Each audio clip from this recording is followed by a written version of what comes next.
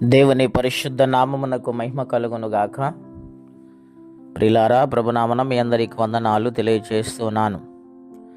దేవుని వాక్యమును ధ్యానిందాము. సామెతల గ్రంథం 31వ అధ్యాయము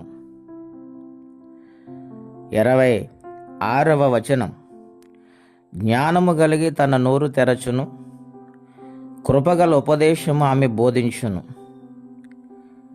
ఆమె తన ఇంటివారిని నడతలు బాగుగా కనిపెట్టును, పని చేయకుండా ఆమె భోజనము చేయదు. ప్రియ స్నేహితులారా, ఉదయకాల సమయంలో పరిశుద్ధాత్మదేవుడు మనందరితో మాట్లాడుచున్న మాటలు జ్ఞాని అయిన సొలొమోను ద్వారా వ్రాయించుంచారు.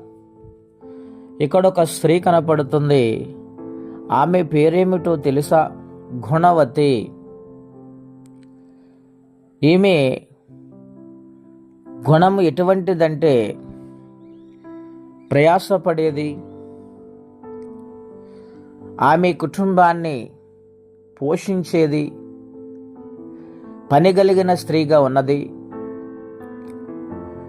ఆమె ప్రవర్తన ద్వారా, పని ద్వారా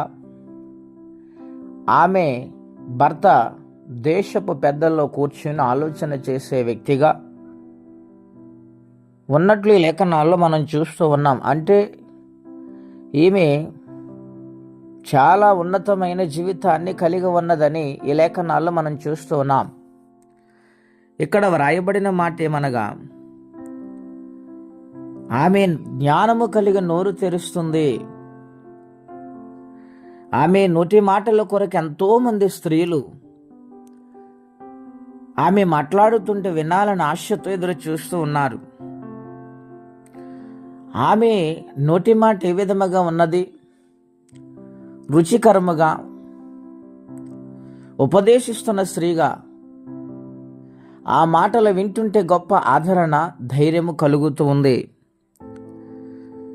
ఆమె కృపగల ఉపదేశాన్ని ఆమె నోటి ద్వారా ఇస్తూ ఉంది. ప్రతి ఒక్కరితో అలా మాట్లాడుతూ ఉన్నది. ఆమె ఇంటి వారి నడతలు బాగుగా కనిపెడుతూ ఉంది. ఇది ఆమెలో ఉన్న గొప్ప గుణం. రెండవదిగా మనం చూస్తే ప్రియులారా, పని చేయకుండా ఆమె భోజనము చేయదు. ఈనాడు భర్తలు ఉన్నత స్థాయిలో ఉండటానికి కారణం కొన్ని కుటుంబాల్లో స్త్రీలేనండి. స్త్రీ నడిపించే విధానము కుటుంబంలో ఒక పాత్రగా, ఒక పనిముట్టుగా, ఒక యజమానురాలుగా ఆమె ఆలోచన బట్టి కుటుంబాన్ని నడిపిస్తూ ఉండగా యజమానులు గొప్పవారిగా అవటానికి కారణం స్త్రీలే. కాబట్టి ఈ గుణవతిలో ఉన్న ఈ యొక్క లక్షణాలు మనం చూస్తున్నాం కదండి. మరి మనం ఎందుకు అలా ఉండకూడదు? ఆమెలాగా ఎందుకు మనం మారకూడదు? దేవుని బిడ్డలు సురుకైన వారే కదా, జ్ఞానవంతులే కదా.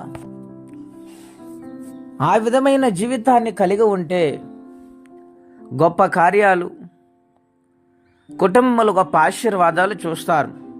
అటువంటి దీవెన ప్రతి ఒక్కరు పొందుకోవాలని కోరుకుంటూ, గుణవతిలాగా ప్రతి ఒక్కరూ జీవించాలని ప్రభు సహాయం కోరుకోవాలని మనవి చేస్తే మాటలు నేను ముగిస్తున్నాను. దేవుడు దీవించును గాక. ప్రార్థన అండి. అత్యంత కృపగలిగిన దేవ